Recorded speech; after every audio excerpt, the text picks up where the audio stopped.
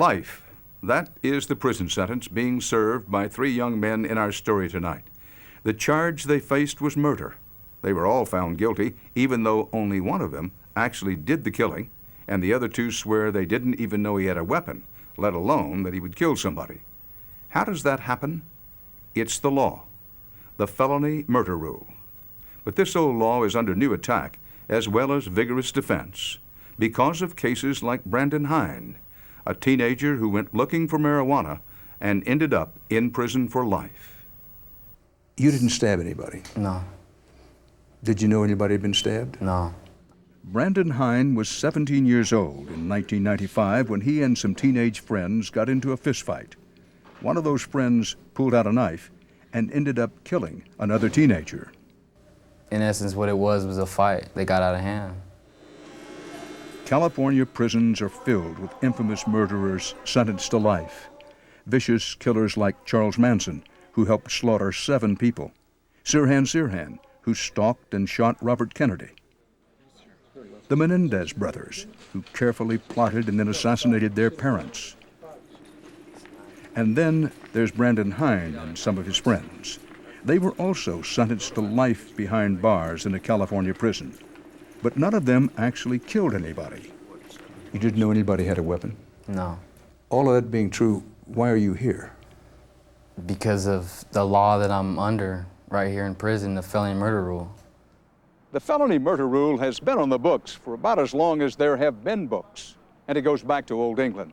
This is the way the rule works. If 2 or more persons are involved in committing a felony, say robbing a bank, and one of them commits murder, then everybody involved in the robbery is also guilty of murder. Even if the murderer is acting on his own, and even if the others don't even know he has a weapon. For Brandon Hein and his friends, their imprisonment began with a day of hanging out, the kind of day dreaded by parents of troubled teenagers. 5 of the boys were drinking alcohol and driving around their mostly safe suburbs near Los Angeles. In the afternoon, they stopped in this parking lot. One of them grabbed a wallet, it turned out to be empty, from inside a car. The owner, a mother playing nearby with her 2 kids, cornered them and demanded her wallet returned. Another boy cursed at her and allegedly hit her car. The 5 teenagers drove off, this time to find some marijuana.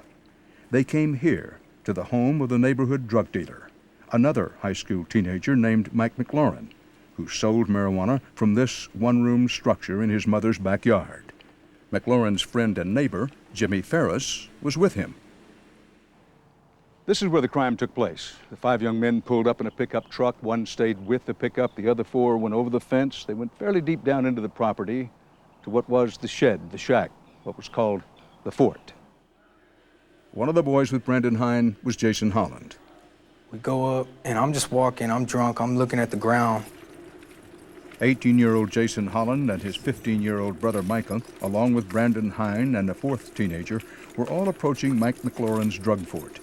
This is the first time any of them have sat down face-to-face with a reporter.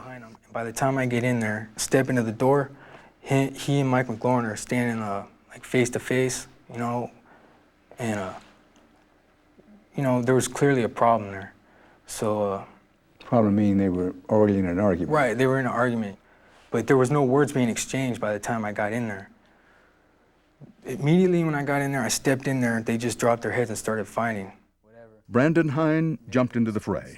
I felt someone grab me from the back of the shoulder, like right here. And I turned around, but at that time I was just focused on the person in front of me. He sat up on the couch like this, and I just threw a couple blows like that. And he blocked some of them. I might have connected. I can't even say how many times they actually connected. All I could say is I was just swinging, and that happened.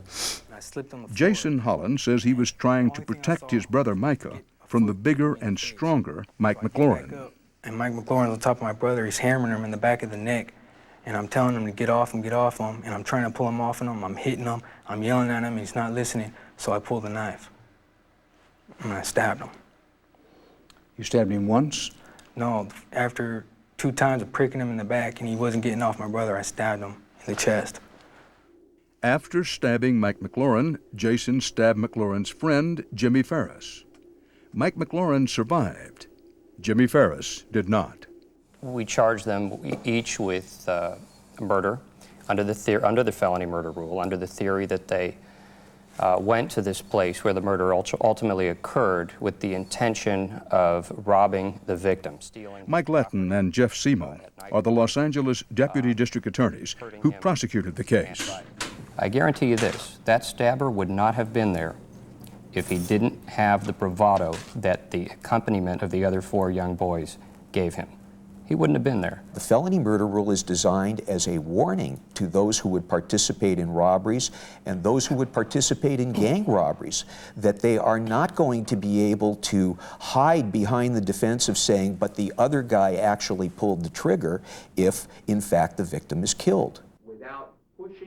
But for the felony murder rule to apply, prosecutors Simo and Letton had to prove that a felony occurred. In this case, attempting to take the marijuana would be the felony. Without that, the felony murder rule would not apply. The teenagers who did not wield the knife would not be guilty of either attempting to take the marijuana or taking a life. All the defendants deny intending to rob the marijuana, including Jason Holland, who acknowledged sole responsibility for the actual killing and was the only one of them to testify. And if you didn't go there to rob them, Right. what were you doing? Going there to buy some weed. We were just partying, having a good time. But the jury did not believe Jason Holland. Instead, jurors were convinced by prosecutors Jeff Simo and Mike Letton that the snatching of the mother's wallet earlier in the day indicated the teenagers also plotted to rob drug dealer Mike McLaurin. Jimmy Ferris's mother added to the evidence, her grief and emotion. This is all I have left of Jimmy, and I wish I'd have taken more. In the hospital, I got it.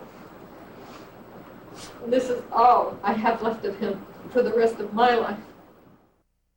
The teenagers' families were stunned when they heard the verdicts and the sentences. Jason Holland and Brandon Hein were convicted of murder and got life without the possibility of parole. Jason Holland's 15-year-old brother Micah was convicted of murder and got 29 years to life. The fourth defendant, Anthony Milioti, age 17, got life without the possibility of parole, even though most of the evidence indicates that he stood at the fort's door and never got into the fight. A fifth teenager, who stayed with the truck, pled guilty and was sentenced to 9 years. I know he didn't do anything. He's not a murderer. This was an injustice.